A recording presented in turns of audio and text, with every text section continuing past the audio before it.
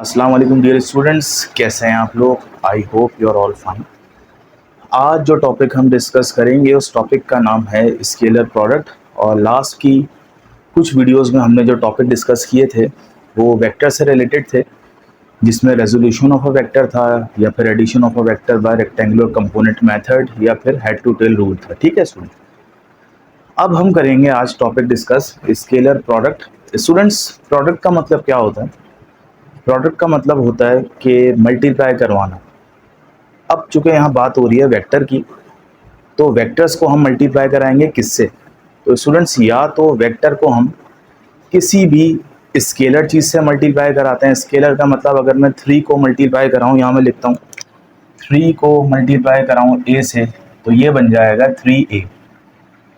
तो ये तो इजी है कि किसी भी वेक्टर को एक नंबर से मल्टीप्लाई कराऊँ तो वही टाइम्स वेक्टर आ जाता है। ठीक है स्टूडेंट्स, दूसरी चीज़ क्या है, अगर मैं एक वेक्टर को दूसरे वेक्टर के साथ क्या कराऊं, मल्टीप्लाई कराऊं।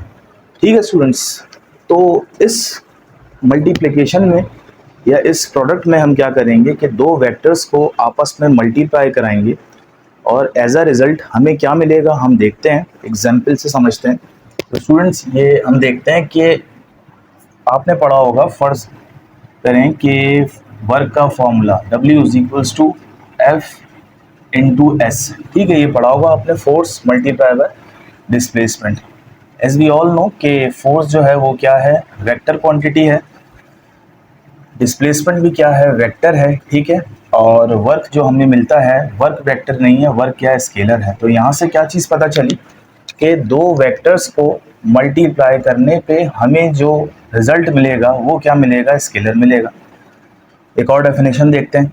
पावर का फॉर्मूला एक और पढ़ा होगा आपने, वैसे तो काफ़ी फॉर्मूले होते हैं पावर के, एक फॉर्मूला ये पढ़ा होगा आपने कि power is the product of force and velocity.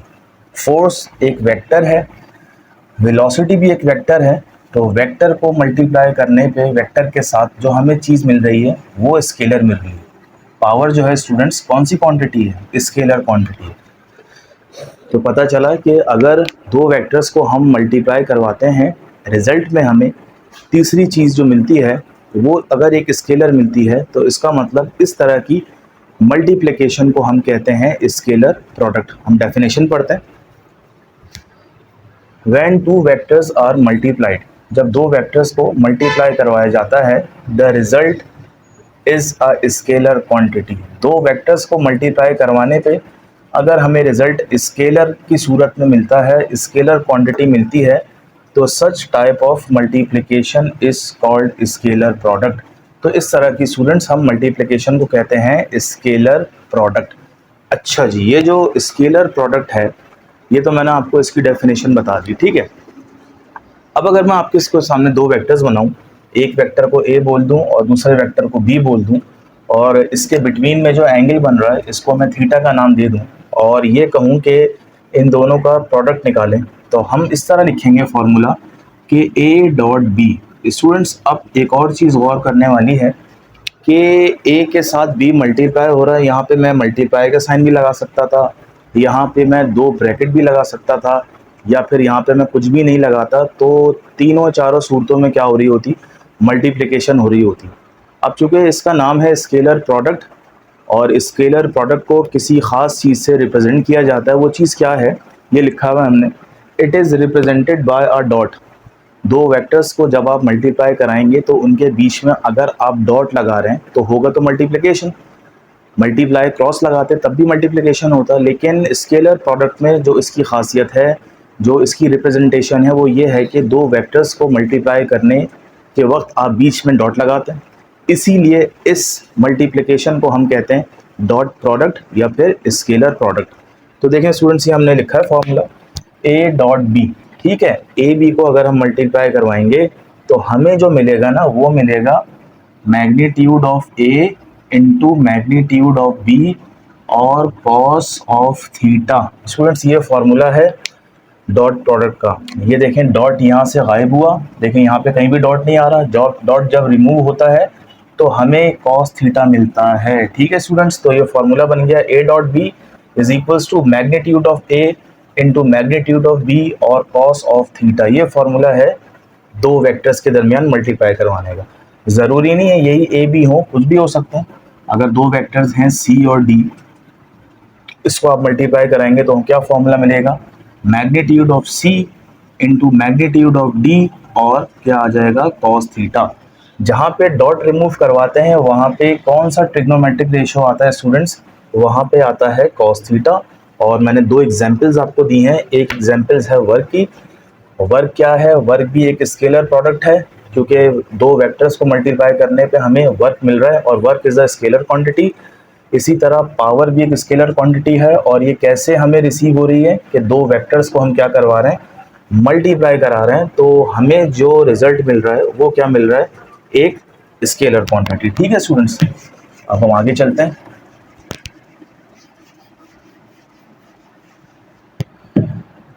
अब देखिए,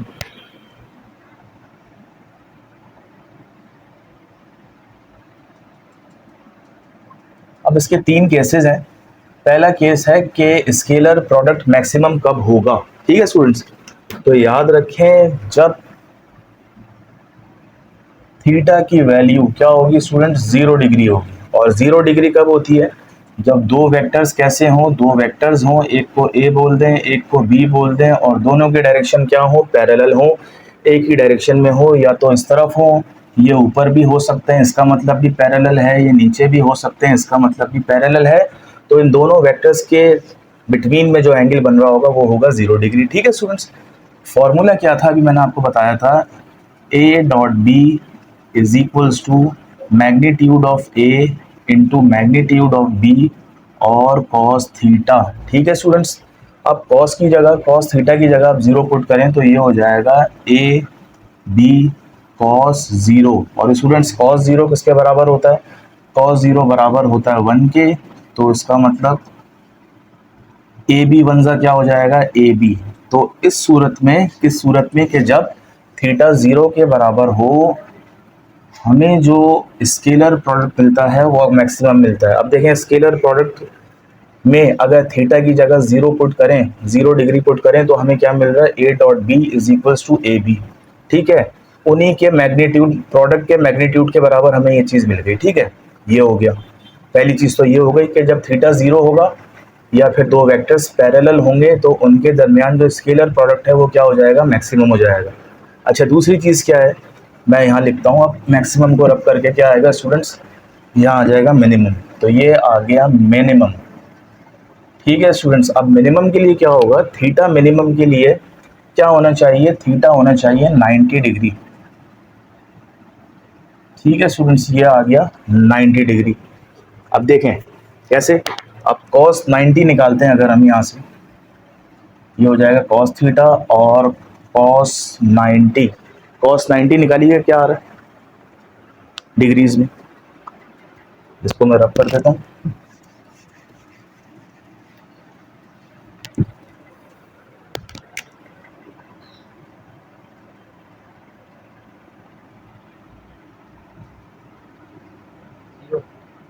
cos 90 किसके बराबर है स्टूडेंट्स, cos 90 बराबर है 0 के, और 0 से ए भी मल्टीप्लाई होंगे तो आंसर क्या आएगा, 0 आएगा।